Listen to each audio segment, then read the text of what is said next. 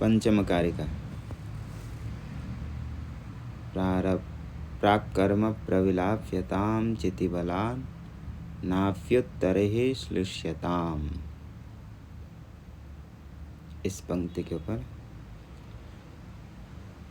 चितिबलात् प्राक्कर्म प्रविलाप्यताम चितिबलात्। चिति चैतन्य ब्रह्म विषय के ज्ञान से, आत्मज्ञान से प्राक्कर्म, प्राग जो संचित कर्म आदि हैं उनको दह्यताम, उसको प्रविलाप करें, लीन, नष्ट करें। आगे वही चितिबलात् नाप्युत्तरैः श्लिष्यताम, उस चैतन्य के बल से, आत्म बल से, आत्मज्ञान से उत्तर ही कर्म भी न श्लिष्यताम, उत्तर में जो होने वाले कर्म, ज्ञानानंतर, ज्ञान के पश्चात भावी कर्मों के साथ भी श्लेष संबंध, अभिमान आदि नहीं, श्लिष्यता। ये तक विचार हुआ था।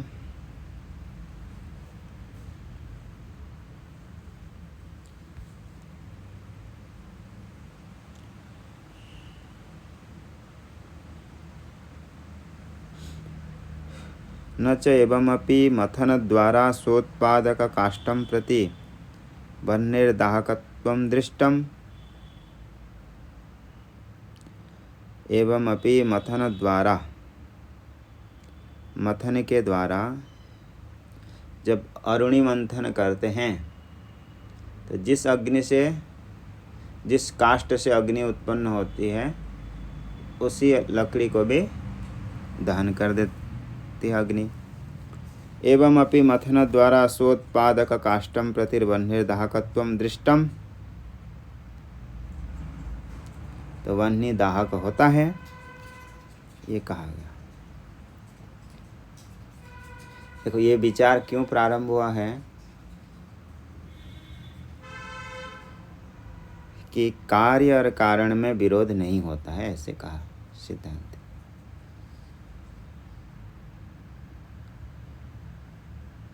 कारण कौन था? प्रारब्ध कर्म। उससे क्या हुआ? उत्पन्न ज्ञान। तो वह जो ज्ञान होने के बाद भी प्रारब्ध कर्म नष्ट नहीं होता है, क्योंकि दोनों में विरोध नहीं है, ये चल रहा है। इसी बात को कौन कहा था? सिद्धांति ने। दोनों में विरोध नहीं होने के कारण प्रारब्ध कर्म को नाश नहीं करेगा ज्ञान, ऐसे सिद्धांति ने कहा था। तो उसके ऊपर पूर्व पक्षी एक दृष्टांत दे रहा है। एवं अपि, ऐसा मानने पर भी, मथन द्वारा स्व उत्पादक काष्ठम प्रति वह्निर्दाहकत्वम, स्व उत्पादक, वह्नि का उत्पादक कौन है? काष्ठ। अरणि मंथन करते हैं तो दो लकड़ी को घिसते हैं तो उससे अग्नि प्रकट होती है, वही अग्नि के द्वारा वह लकड़ी भी जल जाती है, वो काष्ठ को दहन कर देती है। तो अतः ये दिखा गया है दृष्टम कि कारण को नष्ट कर देता है कार्य। तन्न स्यात् इति वाच्यम। काष्ठस्य मथनद्वारा वह्नि अभिभव निवृत्ति मात्र उपयुक्ततया तद अकारणत्वात्। तो सिद्धांत क्या कह रहे हैं कि वहाँ काष्ठ जो है वह्नि का जनक नहीं है। काष्ठस्य मथन द्वारा वह्नि अभिभव निवृत्ति, वेदांत में पंचीकरण है। पंचीकरण के अनुसार प्रत्येक भूत में अन्य चार भूत का अंश भी है। पृथ्वी में किस किस का अंश है? जल, वायु, अग्नि। आकाश। जल, वायु, अग्नि, आकाश, इन चारों का भी कुछ अंश उसमें है। तो वह काष्ठ में भी अग्नि पदार्थ है। तो उस काष्ठ का आविर्भाव हो करके अग्नि वहाँ पर प्रकट होता है। काष्ठस्य मथन द्वारा वह्नि अभिभव निवृत्ति, वह्नि जो ढका हुआ था उसमें वो हट जाता है। तो वहाँ से अग्नि की फिर वहाँ प्रादुर्भाव होता है। अभिनिवृत्ति मात्र उपयुक्ततया तदा कारणत्वात्, वहाँ पर अग्नि के कारण काष्ठ नहीं है। अत्र च बहु वक्तव्यमस्ति, बोले इसके ऊपर तो बहुत विचार कर सकते हैं, फिर भी विस्तार भयात उपरम्यते, विस्तार के भय से उपराम किया जा रहा है।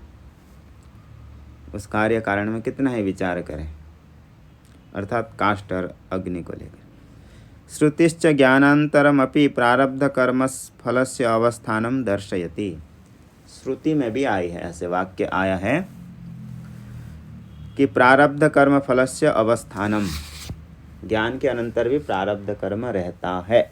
इसी बात को शास्त्र में श्रुति में दिखाया गया है। तन्निवृत्ति अनंतरम विदेह कैवल्यम दर्शते, और प्रारब्ध कर्म के निवृत्ति के अनंतर ही विदेह कैवल्य की प्राप्ति, ऐसे वहाँ पर आया है। क्या है वह श्रुति? तस्य तावदेव चिरम, तस्य तावदेव चिरम, तस्य ज्ञानिनः, उतने ही काल पर्यंत तक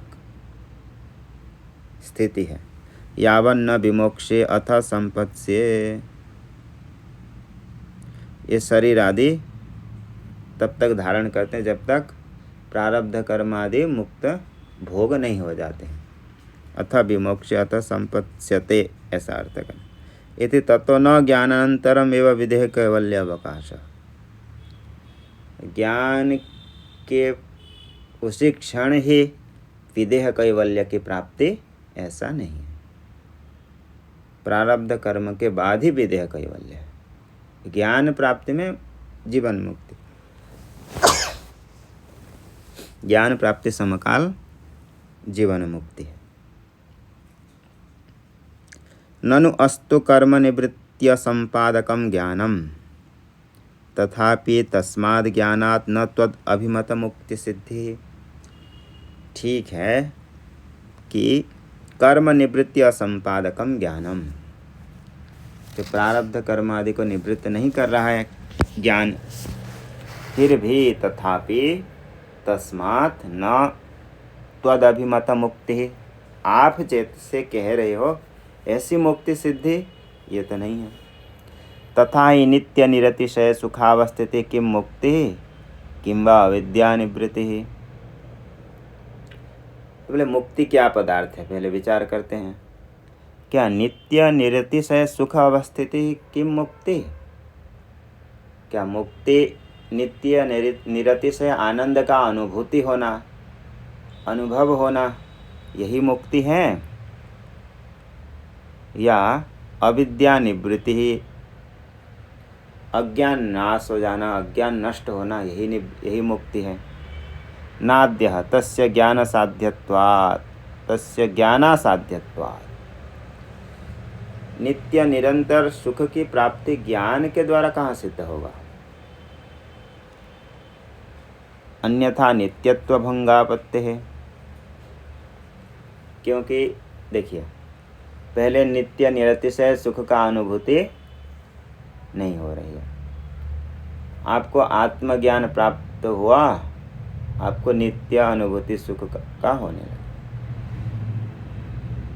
तो ये सुख की अनुभूति तो अभी उत्पन्न हुई, ये अनुभव अभी हो रहा है, किसके बाद? ज्ञान के पश्चात। तो ज्ञान के पश्चात यदि सुख का अनुभव हुआ, उत्पन्न हुआ, तब तो वो अनित्य हो गया, पहले नहीं था, अभी ज्ञान प्राप्त करके वह नित्य सुख का अनुभव हो रहा है, तब तो वो अनित्य हो गया। नित्यत्व भंगापत्ति, मुक्तेर नित्यत्व भंगापत्ति, जो मुक्ति है वो नित्य होगा ही नहीं, उसमें नित्यत्व नहीं रहेगा, क्योंकि वो ज्ञान के द्वारा साध्य हो गया। अतः नित्य निरतिशय सुखावस्थिति नहीं मानना चाहिए, क्योंकि वो ज्ञान के द्वारा साध्य नहीं होगा। यदि ज्ञान साध्य मानेंगे तो वो अनित्य हो जाएगा। ब्रह्मण एवं नित्य निरतिशय सुख रूपत्वेन, ब्रह्म ही नित्य निरतिशय सुखानंद स्वरूप है। तस्य च त्वदभिमत आत्मत्वेन स्वरूपत्वात्, और वह ब्रह्म तो आपके अनुसार आत्मा है। वेदांत में आप कहते हो कि ब्रह्म अयम आत्मा ब्रह्म, आप कहते हो कि यह आत्मा ब्रह्म है, ब्रह्म ही आत्मा है। अतः त्वदभिमत आत्मत्वेन स्वरूपत्वात् स्वरूपस्य च स्वतः सिद्धत्वेन तल्लाभार्थम ज्ञानादि अयोगाच्च। और यदि आप ऐसे कहते हो आप लोग कि आपके अनुसार तो ब्रह्म तो नित्य निरतिशय सुख स्वरूप है, और आप कहते हो कि ब्रह्म ही आत्मा है। तस्य च त्वदभिमत आत्मत्वेन स्वरूपत्वात्, वो आत्म होने के कारण स्वयं के स्वरूप होगा, और स्वयं के स्वरूप होने से स्वरूपस्य च स्वतः सिद्धत्वात्, और जो स्वरूप है वो तो स्वतः सिद्ध है। तल लाभार्थम ज्ञानादि अयोगात्, तो उसको प्राप्त करने के लिए ज्ञान की क्या आवश्यकता है? आप ब्रह्म हो तो ज्ञान के लिए क्यों प्रयत्न कर रहे हो? ये कहते हैं आप यदि ब्रह्म हो तो ज्ञान के लिए प्रयत्न नहीं करना चाहिए। जैसे गीता में भी विचार हो रहा है कि शास्त्र अनर्थक के प्रसंग, क्षेत्रज्ञ यदि है, सभी जीव यदि क्षेत्रज्ञ हैं,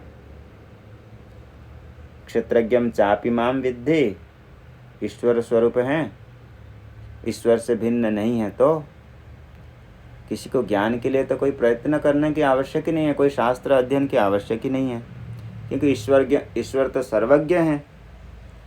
तो ये शास्त्र आदि पढ़ने की क्या आवश्यकता है? ये अनर्थक के प्रश्न। तल्लाभार्थम ज्ञान आदि अयोगाच्च, तो फिर सिद्धांति ने वहाँ उत्तर क्या दिए थे? उत्तर यही है, ज्ञान है शास्त्र जी। पहले आपको यदि ज्ञान हो गया तो आपके लिए शास्त्र नहीं है, सत्य है। शास्त्र अनर्थक हो जाए कोई आपत्ति नहीं है। बोले किसी व्यक्ति को नाव से पार करना है नदी, दोबारा उसी रास्ते में और आना नहीं है, ये निश्चय हो गया है। तो उसके बाद यदि नाव को कोई छोड़ दे कि कोई ले जाए कि नाव व्यर्थ है, इसको कहने में आपत्ति है? नहीं। यदि पुनः पुनः आना जाना है, उसी रास्ते में पड़े हैं, तो नहीं कह सकते हैं कि चलो ये नाव की तो कोई आवश्यकता नहीं है। जिसको शास्त्र का निश्चय हो गया है, आत्म साक्षात्कार कर लिया है, तो शास्त्र व्यर्थ होने में कोई आपत्ति नहीं है। जिसको अपने उपाधियों से विनिर्मुक्त हो गया है, उसके लिए तो शास्त्र अनर्थक होने पर भी, जब सारे प्रपंच ही विलय हो रहा है तो शब्द कहाँ रहेगा? प्रपंच के अंतर्गत ही तो है। वेद भी शास्त्र भी तो उसके अंतर्गत ही है, तो उसके नहीं रहने की कोई दुख नहीं है। और जो अविद्वान है, जो अविद्यावान, अविद्या जिसमें है, जिसमें अविद्या है, ऐसे अविद्वत पुरुष के लिए शास्त्र अनर्थक नहीं है, क्योंकि उसको नित्य निरतिशय सुख का अनुभव हो रहा है? नहीं हो रहा है। नहीं हो रहा है, उसके लिए प्रयत्न करें। जिसको हो रहा है उसके लिए शास्त्र अनर्थक हो तो भी कोई आपत्ति नहीं। इसलिए खंडन खाद्य ग्रंथ है, वहाँ कहते हैं क्व ममत्वम मुमुक्षूणाम ममा अनिर्वचनीयवादिनाम। बोले हमारे लिए मैं और मेरा क्या है? अनिर्वचनीयवादी, सारा प्रपंच अनिर्वचनीय है, तो हमारे लिए ये अनर्थ हो जाएगा, ये भी अर्थ हो जाएगा, इसमें हमारी क्या आपत्ति? हमें कोई दुख नहीं है। जब हम पूरे संसार को ही प्रविलय कर दे रहे हैं तो शास्त्र अनर्थक होने में कोई आपत्ति नहीं है, यदि ज्ञान प्राप्त कर ले। क्वा मुमुत्वम, किस में हमारी मोह है, किस में हमारी आसक्ति है? मम अनिर्वचनीयवादिना, हमारे लिए तो सभी अनिर्वचनीय हैं, इसलिए हमारे लिए कोई आपत्ति नहीं है। आगे ज्ञानादि अर्थ योगाच्च, ज्ञान आदि के लिए शास्त्र के उपयोग हो ही नहीं सकता, कोई ज्ञान के लिए प्रयत्न नहीं करेगा। न द्वितीय, और दूसरे विभाग किए थे कि मुक्ति क्या है, बोले अविद्या का निवृत्ति ही, अविद्या की निवृत्ति ही मोक्ष है, अविद्या नाश होना ही मोक्ष है। जैसे कि शास्त्र में आया है, अविद्या अस्तमयो मोक्षः सा च बंध उदाहृतः। अविद्या का अस्त होना, नाश होना ही मोक्ष है, अविद्या का अनुभव होना ही बंधन है। अविद्या निवृत्त्या सद्वितीयत्वेन अद्वितीयत्व सिद्धांत विरोधात्, बोलेंगे अविद्या निवृत्ति मोक्ष है। बोलेंगे अविद्या निवृत्ति क्या चीज है, ब्रह्म है कि ब्रह्म से भिन्न है, ये भी तो बताना पड़ेगा। बोले ये अविद्या निवृत्ति मोक्ष है, तो बोले अविद्या निवृत्ति क्या है, ब्रह्म है कि ब्रह्म से भिन्न है। तो यदि ब्रह्म से भिन्न ही कोई कुछ वस्तु अविद्या निवृत्ति हुई, तो आपके सिद्धांत है तो मानते ही नहीं कि एक ब्रह्म से दूसरा कुछ भी नहीं है, आप ऐसे मानते हो, फिर एक अविद्या निवृत्ति क्या है मानना करें, तो ऐसे कहते, तो बोले कि अविद्या निवृत्ति ब्रह्म स्वरूप ही है। जैसे भूतल में घट नहीं है, तो घट नहीं है तो घट का अभाव है, तो वो अभाव क्या स्वरूप है, भूतल स्वरूप ही तो है, भूतल से अतिरिक्त स्वरूप उसका नहीं है। भूतल यानी जमीन, भूमि में कोई वस्तु है, बस जैसे कि सामने टेबल है, उसमें वस्तु नहीं है, घटपट आदि नहीं है, तो वो जो अभाव है उस वस्तु से अलग भिन्न नहीं है।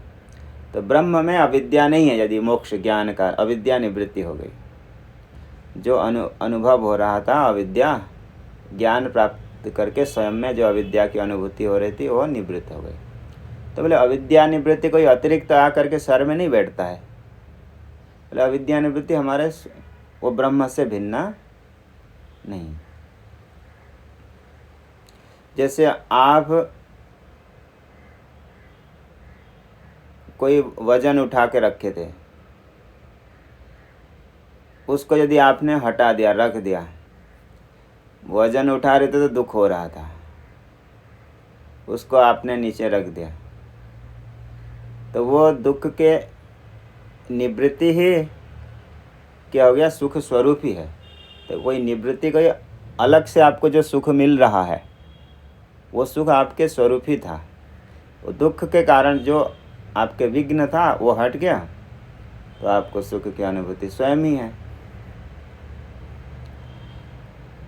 इसी प्रकार तो फिर पूर्व पक्षी भी पूछेगा यहाँ पे, देखो अविद्या निवृत्ति का अर्थ होता है अभाव, ब्रह्म तो है भाव पदार्थ, दोनों एक साथ कैसे रहेंगे, नहीं भावाभावयोरेकत्वं संभवति, भाव और अभाव पदार्थ एक साथ नहीं रह सकते, दोनों एक नहीं होते हैं, भाव अलग होता है, अभाव अलग होते हैं। इसका संशय, इस संशय को निवृत्ति करने के लिए कह रहे हैं, अतः परब्रह्मात्मना स्थियताम, पर जब अविद्या आदि निवृत्ति होती है तो आत्मस्वरूप से रहते हैं, वो कोई अभाव रूप होकर के नहीं। अथ इति प्रारब्ध कर्म नाशानंतरम, प्रारब्ध कर्म क्षय के अनंतर परब्रह्मात्मना परब्रह्म स्वरूपेण एव स्थियताम इति भाव। बोले मुक्ति द्विविधा, अनर्थ निवृत्ति परमानंदाप्तिश्चैति। अनर्थ की निवृत्ति क्या है,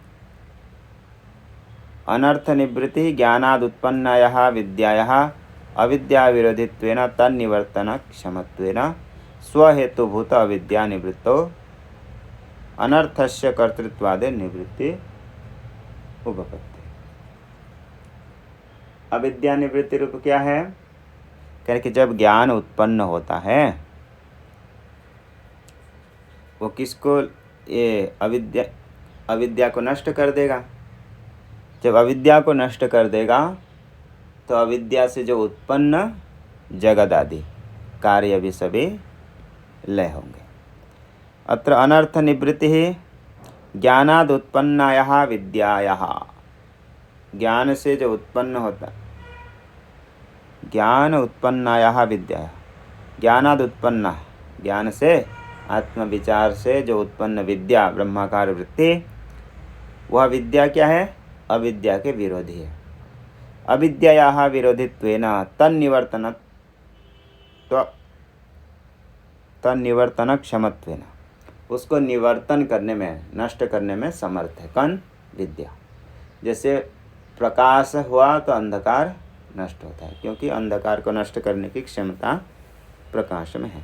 इसी प्रकार ज्ञान हो गया तो अज्ञान निवृत्त, अज्ञान निवृत्त होगा तो स्वहेतुभूत अविद्या निवृत्तौ, कारण रूपी जब अविद्या निवृत्त हो जाती है तब अनर्थस्य कर्तृत्वादि निवृत्ति, जो अनर्थ है, कर्तृत्वादि स्वयं को कर्ता भोक्ता जीव अल्पज्ञ साहंकार मानने वाले जो ये अनर्थ है, इसकी भी निवृत्ति हो जाती है। कारण के निवृत्त होने से कार्य भी निवृत्त हो जाते हैं। न च तया अनर्थ निवृत्तिया स्वद्वितीयत्वापत्ति ही, बोले अनर्थ निवृत्ति कोई अलग पदार्थ हो गया, मुक्ति अलग हो गया, बोले फिर तो दो हो गए, द्वैत हो गए। तो कह रहे कि नहीं, अनर्थस्य कल्पितत्वेन, जो अनर्थ है वो कोई वास्तविक पदार्थ नहीं था। निवृत्तेरपि सुतराम कल्पितत्वात्, कोई व्यक्ति कल्पना से भयभीत हो रहा था, भ्रम से, भ्रम के कारण भयभीत हो रहा था, दुखी हो रहा था। उस भ्रम निवृत्त हो जाने से, जब दुख ही भ्रम है तो उसकी निवृत्ति भी भ्रम स्वरूपी हो जाएगा। कल्पितत्वेन यह निवृत्ति, जैसे किसी व्यक्ति को भ्रम था कि मैं माला खो गया, मेरी माला खो गई कहीं पे, फिर उसको बाद में पता चला कि वह गले में है। उसके पश्चात जो खो गई थी ये भी बोलना भी वो भ्रम था, क्योंकि वो कभी खोई ही नहीं थी। इसलिए जो अनर्थ निवृत्ति कह रहे हैं वो भी तो अविद्या के ही कार्य है। कल्पितत्वात् काल्पनिकस्य परमार्थ वस्तुना साकं द्वितीयत्वान् अनापादकत्वात्, जो कल्पित है उसके होने पर कभी परमार्थिक वस्तु में द्वितीयत्व की आपत्ति नहीं है। बोले मरुभूमि में कितने भी जल कल्पना करो, कितने भी जल दिखे, उसमें वहाँ मरुभूमि गीला नहीं होगी। तो पारमार्थिक वस्तु में कितने भी आविद्यक वस्तु की कल्पना करो, उससे कोई हानि नहीं। नहीं मैत्री पुत्रेण वंध्या पुत्रः कल्पित द्वितीयता आपाद्यते। जैसे मैत्री है, मैत्री का कोई पुत्र है, उसके साथ कोई कल्पित पुत्र का भी कल्पना करो, उसके कल्पना करने मात्र से उस मैत्री के पुत्र में दूसरा कोई साथी नहीं मिल जाते, उसको द्वितीयत्व की आपत्ति नहीं आ जाती। वस्तुतस्तु कल्पितत्वस्य अभावस्य अधिष्ठान अतिरिक्तत्व अभावेन, वास्तव में जो कल्पित अभाव है वह अधिष्ठान ब्रह्म से अतिरिक्त नहीं है। सकार्य अविद्यायाः कल्पितत्वेन, सकार्य कार्य के साथ अविद्या ही कल्पित होने से तन्निवृत्तेरपि तदधिष्ठान अतिरिक्तत्व अभावात्, अविद्या के निवृत्तिरपि, अविद्या की जो निवृत्ति है वह भी अधिष्ठान से भिन्न नहीं है। अर्थात एक अद्वितीय ब्रह्म ही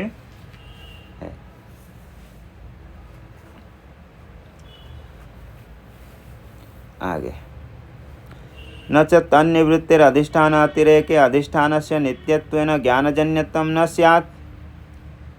तो आपने अभी ये सिद्ध किया कि जो निवृत्ति है, अविद्या की निवृत्ति, वह अधिष्ठान से अतिरिक्त नहीं है। जो अविद्या, अज्ञान, संसार आदि दिख रहा है, ज्ञान के द्वारा ये निवृत्त हो गया और इसका नाश ज्ञान के द्वारा होता है, ऐसा मानते हो। तो ये जो निवृत्ति है वो ब्रह्म से अलग नहीं है, आपने ऐसा कहा। बोले तो ब्रह्म तो नित्य है, ब्रह्म नित्य होने के कारण वो ज्ञान के द्वारा सिद्ध नहीं होगा अविद्या निवृत्ति, क्योंकि अविद्या निवृत्ति भी तो ब्रह्म है। तो ब्रह्म नित्य होने से अविद्या निवृत्ति भी नित्य है। तदभिन्ना भिन्नयो तदभिन्नत्वम। जब आप तीन व्यक्ति हैं, मतलब तीन नहीं, तदभिन्ना भिन्नयो तदभिन्नत्वम। जैसे राम श्याम से भिन्न नहीं है, राम श्याम से भिन्न नहीं है और श्याम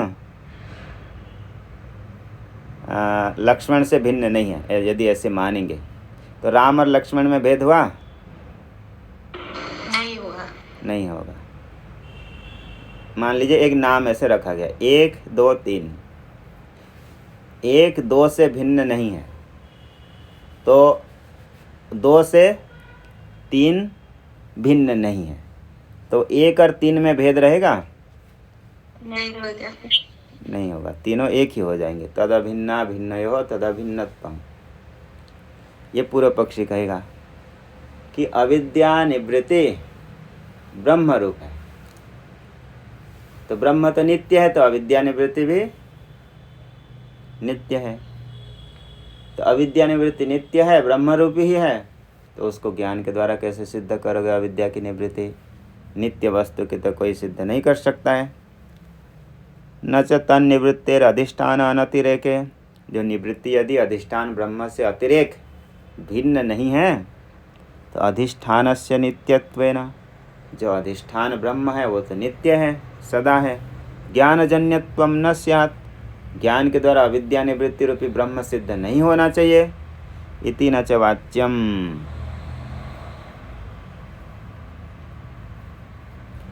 क्योंकि अधिष्ठानस्य स्वरूप आकारेण अजन्यत्वे अपि। बोले कि जो ब्रह्म स्वरूप है वह तो नित्य है, वह किसी के द्वारा जन्य नहीं है। तन्निवृत्तित्व आकारेण तज्जन्यत्व उपपत्ति है। लेकिन आप ब्रह्म स्वरूप को लेकर के थोड़ी पूछ रहे हैं, आप तो अविद्या निवृत्ति को लेकर के पूछ रहे हो। अविद्या निवृत्ति जन्यत्व रूप से तो वो जन्यत्व है। नाशका भावाच्च नाशा भावात्। और नाशक आगे नष्ट, फिर नाश नहीं होगा, क्योंकि उसको कोई नष्ट करने वाला भी नहीं है। इति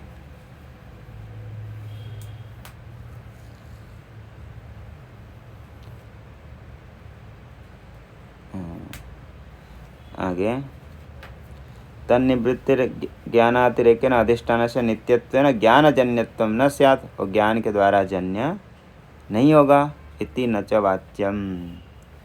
अधिष्ठानस्य स्वरूप आकारेण अजन्यत्वेपि। जो अधिष्ठान ब्रह्म रूप है वह अजन्य होने पर भी, स्वरूपतः अजन्य होने पर भी अविद्या निवृत्ति रूप से तन्निवृत्तित्व आकारेण जन्यत्वापत्ति उपपत्ति है।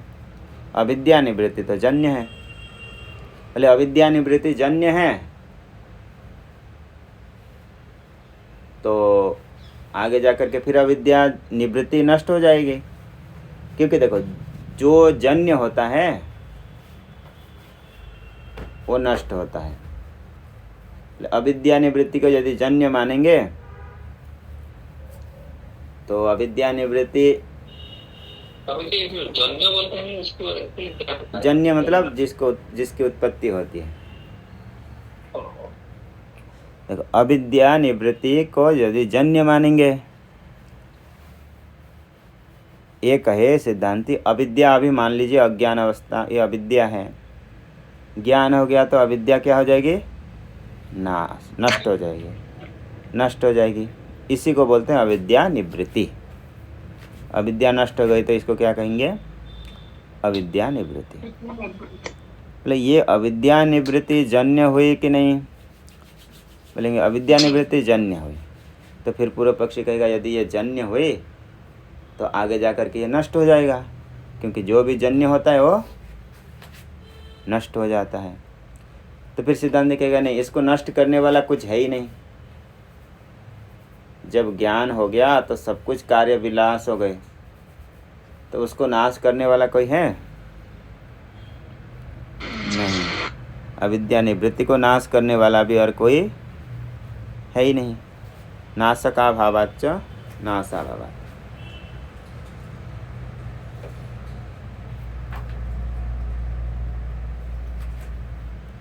अन्यत्र भी इसके ऊपर विचार आता है तो अविद्या निवृत्ति ब्रह्म रूप ही है। तो ब्रह्म रूप होने से अधिष्ठान रूप है, अधिष्ठान रूप होने पर भी उसको ज्ञान साध्यत्व मानते हैं।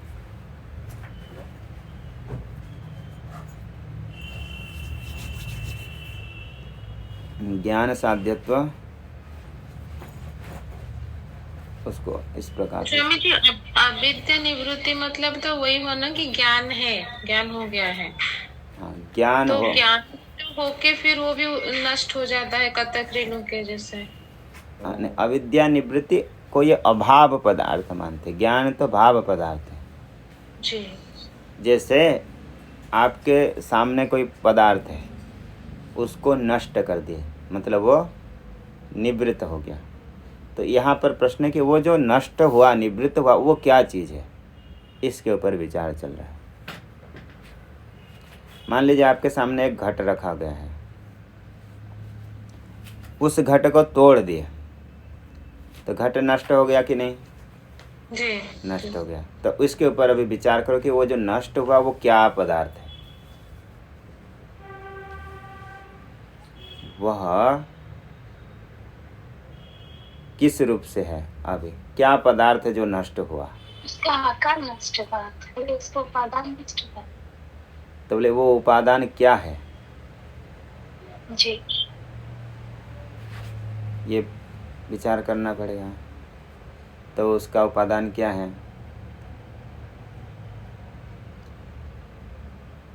तो इसी प्रकार ये जो अविद्या है वो अविद्या नष्ट हो गई। तो अविद्या नष्ट हो जाने के बाद कहाँ जो नष्ट निवृत्ति स्वरूप हो गई वो क्या चीज़ है, इसके ऊपर विचार करें। भले वो उपादान में रह गई ये भी नहीं कह सकते अविद्या में, क्योंकि अविद्या की कोई उपादान नहीं होते, क्योंकि अविद्या अनादि पदार्थ है। जो अनादि होता है उसके कोई उपादान नहीं होते। भले तो जो अविद्या निवृत्त हो गई, अविद्या नष्ट हो गई, जो ये नष्ट पदार्थ जो आपके बुद्धि में उपस्थित हो रहे हैं वो क्या चीज़ है, इसके ऊपर विचार कर रहे हैं। मतलब वो क्या है, ब्रह्म है कि ब्रह्म से भिन्न है जो अविद्या की नाश। जी ब्रह्म है। बोलेंगे यदि ब्रह्म नहीं है तो दो पदार्थ रहे आपके पास, एक अविद्या का नाश भी रहा और आपके पास ब्रह्म भी रहा। बोले नहीं ब्रह्म स्वरूप ही है। बोले तो ब्रह्म स्वरूप तो सदा था, हर समय है, तो वो अविद्या नाश ज्ञान के द्वारा क्यों सिद्ध हो रहा है, ज्ञान के द्वारा सिद्ध नहीं होना चाहिए।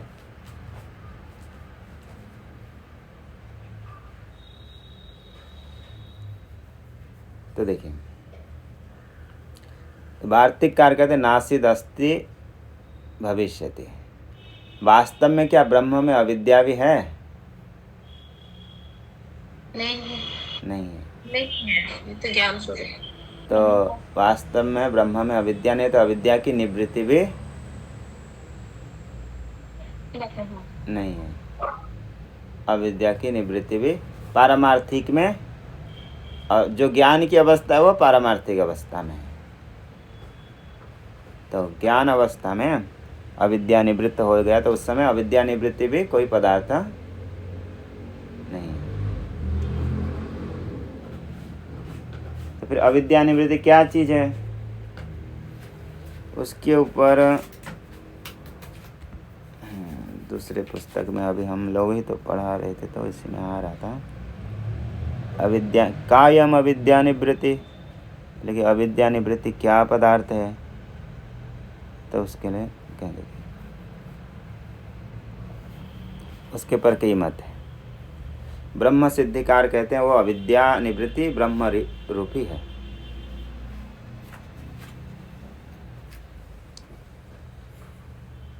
ये कहे थे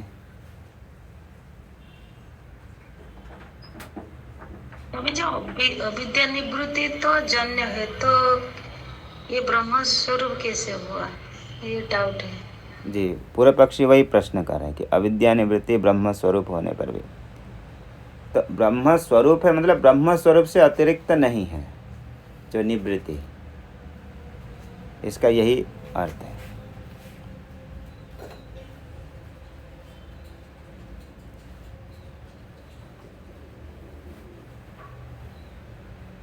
तो वहाँ पर ब्रह्म सिद्धिकार क्या कहते हैं, अभिजन निवृत्ति क्या है, ब्रह्म, ये ब्रह्म ही आत्मा ही है, ब्रह्म रूप ही है, ऐसे ब्रह्म सिद्धिकार कहते हैं।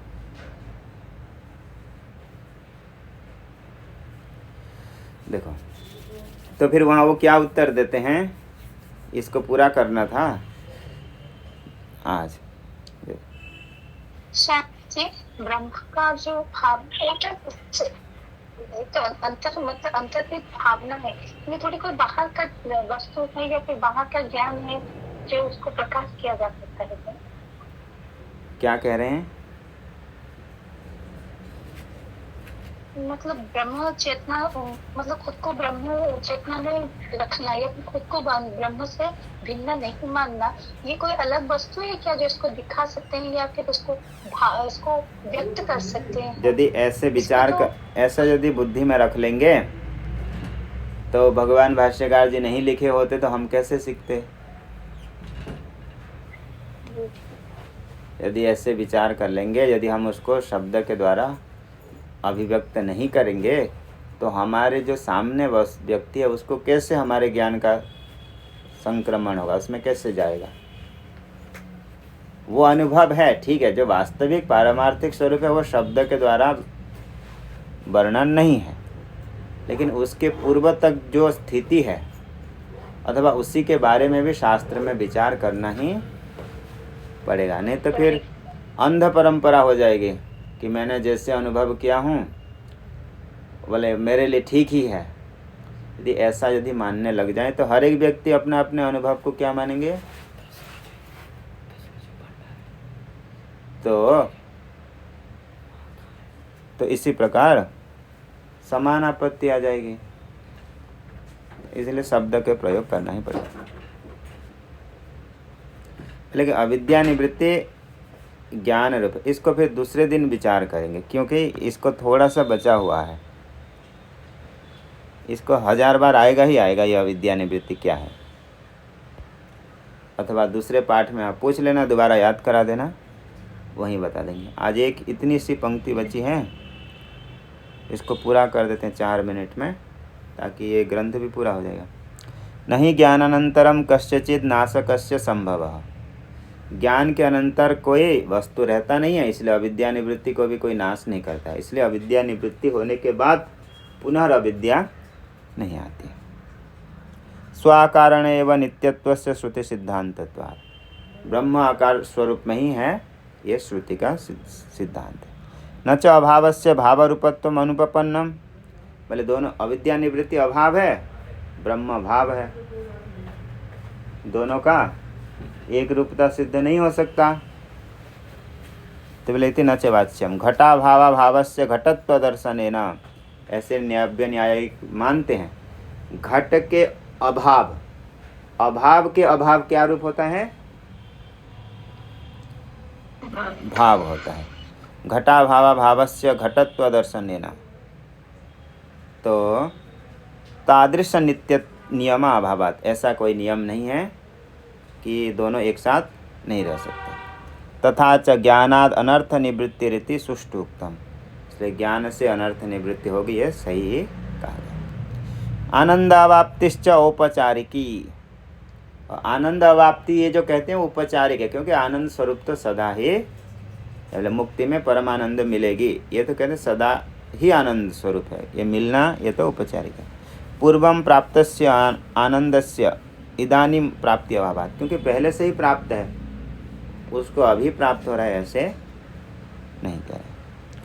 न च आनंदस्य स्वतः सिद्ध रूपत्वेन प्रारब्धस्य क्षयानंतरम ब्रह्मानंदात्मना अवस्थिति प्रतिपादक मूलकार वाक्य विरोध इति न च, बोले कहेंगे आनंदस्य स्वतः सिद्ध रूपत्वेन प्रारब्ध क्षयानंतरम, यदि आनंद को स्वतः स्वरूप सिद्ध से होने से नहीं, आनंद यदि स्वतः सिद्ध स्वरूप होगा तो ऐसा होने से प्रारब्धस्य क्षयानंतरम ब्रह्मानंद अवस्थिति, प्रारब्ध क्षय के अनंतर ब्रह्मानंद की प्राप्ति होगी, ये तो मूलकार जो श्लोक के साथ विरोध हो रहा है।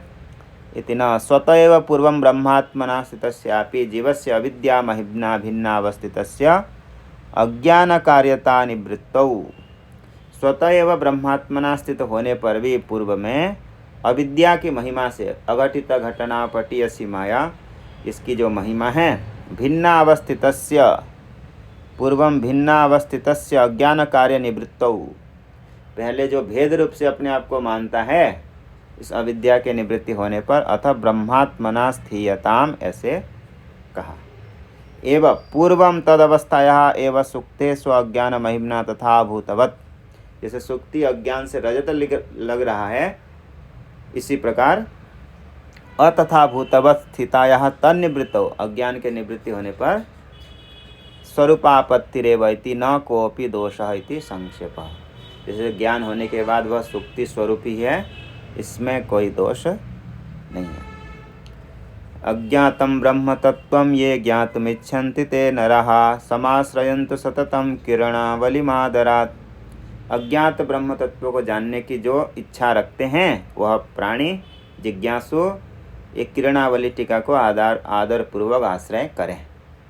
मदीय कृतिमध्ये यो भूषणं दूषणं जनः विचारेव वदेत् तस्मै महते निधये नमः, यदि मेरे इस टीका आदि में कोई गलती आदि होगी, भूषणम दूषणम, तो विचार्य एव वदेत्, विचार करके बोलें, ऐसे तस्मै महते निधये नमः, ऐसे निधि रूपी महत तत्व को, परम तत्व को नमस्कार। इति श्रीमत् परमहंस परिव्राजकाचार्य अद्वैत विद्याचार्य वर्य श्रीमत् सच्चिदानंद योगींद्र चरण कमल भृंगायमान मानस बाल श्री कृष्णानंद सरस्वती विरचित उपदेश पंचरत्न किरणावली संपूर्ण, और ऊपर में भी श्रीमद् भगवत पाद शंकराचार्य विरचितम उपदेश पंचरत्नम समाप्तम। ये ग्रंथ पूरा हो गया। आगे तो नहीं शायद चलाएंगे, क्योंकि सुबह पढ़ाते थे जिन लोगों को, वह अभी आज आए हैं और आप लोगों के भी ऐसे ही काम रहते हैं, इसलिए